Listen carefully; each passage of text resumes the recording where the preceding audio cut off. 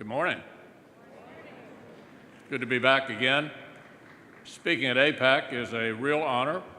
I've had the privilege of addressing this audience and my fellow friends of Israel on multiple occasions, and I must say it's great to be back one more time. I want to add my congratulations to Dr. Mort Friedman as he begins what I am sure will be a distinguished tenure as president of this extraordinary organization. I also want to thank Lillian Pincus for her years of service, along with Howard Core, Bob Cohen, and all those friends who make AIPAC's important work possible. When I was here last March, the U.S.-Israel relationship had reached an important turning point. For 8 years, America had drawn down our forces, altered our purpose, and the consequences had become quite clear. And as our forces and forward presence were diminished, complex and lethal threats emerged.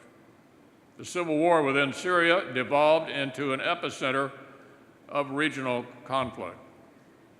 A split within al-Qaeda in Iraq spawned the terrorist army we know as ISIL. The intervention by Iran in support of Bashar al-Assad brought Hezbollah and Shia militias right to Israel's doorstep. Iran's regional ambitions were bolstered by a fatally flawed nuclear deal which gave international legitimacy to Iran's uranium enrichment program. Iran gained sanctions relief and worked aggressively to spread its influence through malign behavior and expansionism.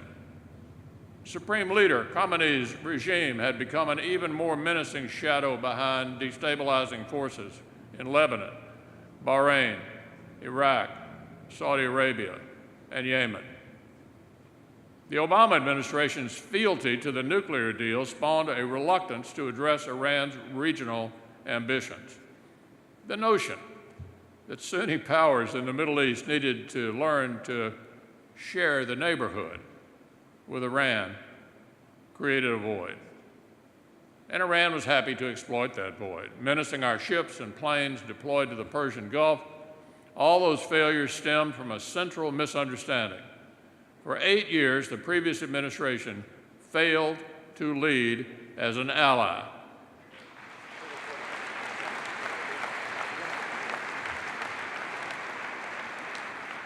It failed to recognize that the U.S. and Israel are stronger together and that we share a commonality of interest. It's more than just national friendship and shared history. Yes, America was proudly the first country to recognize Israel's Jewish government in 1948.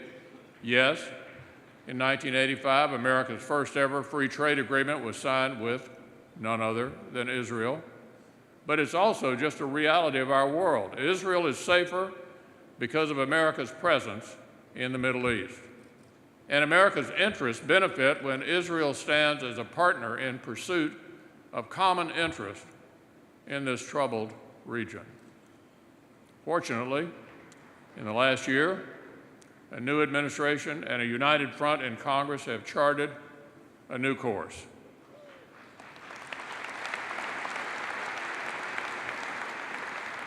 America is rebuilding our capabilities, our partnerships, and our will to do what the circumstances would require. Many of our regional partners are focused on Iran's aggressive policies and seeking America's support. But make no mistake, Israel will have the firm support of the United States diplomatically and militarily as befits this historic partnership.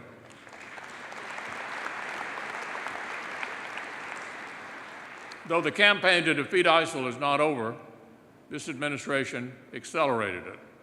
It began a genuine effort to rebuild America's armed forces, and Congress answered the call by ending the harmful spending caps that had forced our service members to do more with less. Secretary Mattis and our military leaders will once again have more resources to meet the myriad missions our nation puts before them. Our counterterrorism cooperation has been exemplary. And of course, the United States has finally taken a long overdue step and recognize that Israel's true capital is Jerusalem.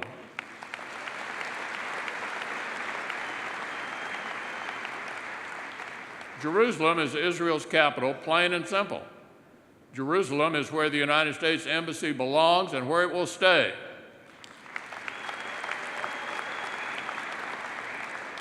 And in just a few months, for the first time ever, that's exactly where it will be.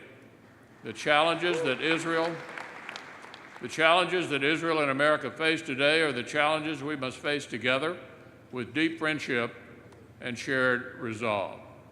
Israel lives in a neighborhood which includes a profoundly broken Syria, a dangerous Iran, the threat of ISIL in the Sinai, and an emboldened Hezbollah. But today, tomorrow, and always, Israel's beacon of democracy will continue to shine through the darkness, and America will be right there, standing proudly alongside our friends. Thank you for your passion. Thank you for your advocacy. Thank you for not letting anyone forget the necessity of this time-tested partnership. Thank you very much, everyone.